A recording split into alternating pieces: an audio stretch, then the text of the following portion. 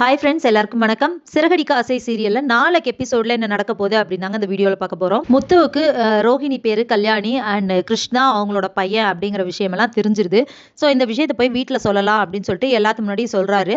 அப்போ சொன்ன உடனே அவங்க என்ன பண்ணிடுறாங்கன்னா, ரோஹிணி வந்து நான் ரோஹிணி, அவள் கல்யாணி தான், இது வந்து கல்யாணியோட பையன் தான் கிருஷ் அப்படின்னு சொல்கிறாங்க.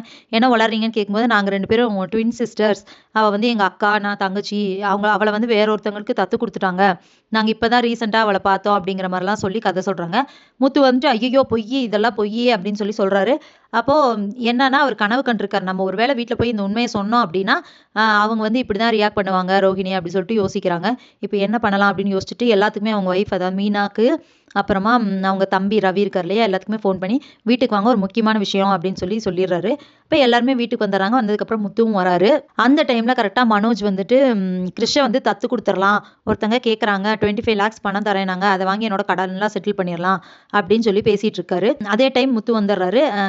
வரும்போது நானும் உங்ககிட்ட ஒரு முக்கியமான விஷயம் பேசணும் அப்படின்னு சொல்லிட்டு மனோஜ் சொல்கிறாரு. அதுக்கு முன்னாடி நான் பேசிடுறேன் அப்படின்னு சொல்லிட்டு முத்து சொல்கிறாரு. அப்போது அவர் வந்துட்டு இவங்க பேர் வந்து கல்யாணி, ரோஹிணி கிடையாது, கிருஷ் வந்து இவங்களோட பையன்தான் அப்படின்னு சொல்கிறாங்க.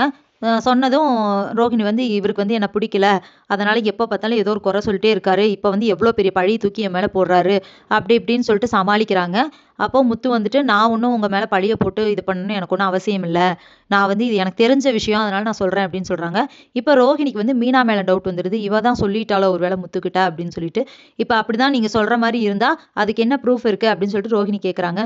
ப்ரூஃப் தானே, நான் இப்போவே உங்களுக்கு வந்து அவங்கள பேச வைக்கிறேன் அப்படின்னு சொல்லிட்டு அந்த ரோஹிணியோட ஹஸ்பண்ட், எக்ஸ் ஹஸ்பண்ட் இருக்காங்க இல்லையா, அவங்க அண்ணனும் அண்ணன் ஒய்ஃபும் வந்திருந்தாங்க இல்லையா, ஸோ அவங்க கிட்ட வந்து ரோஹிணியை காமிச்சு பேச வச்சாலோ அல்லது ரோஹிணி வந்து கல்யாணி இவங்க தான் அப்படின்னு சொல்லி பேச வச்சாலே கண்டிப்பாக அவங்க வந்து உண்மையை சொல்லிடுவாங்க அப்படின்னு சொல்லிட்டு முத்து பிளான் போடுறாரு.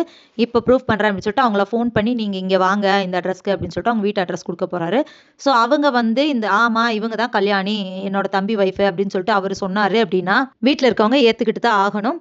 இதுக்கப்புறம் வந்துட்டு ரோஹிணி எந்த பொய் சொல்லியும் தப்பிக்க முடியாது. ஸோ இதுக்கப்புறம் என்ன நடக்க போகுது அப்படிங்கிறத இனி வர்ற வீடியோலாம் ஒன்று ஒன்றா பார்க்கலாம் ஃப்ரெண்ட்ஸ். அது வரைக்கும் வெயிட் பண்ணுங்கள். நன்றி, வணக்கம்.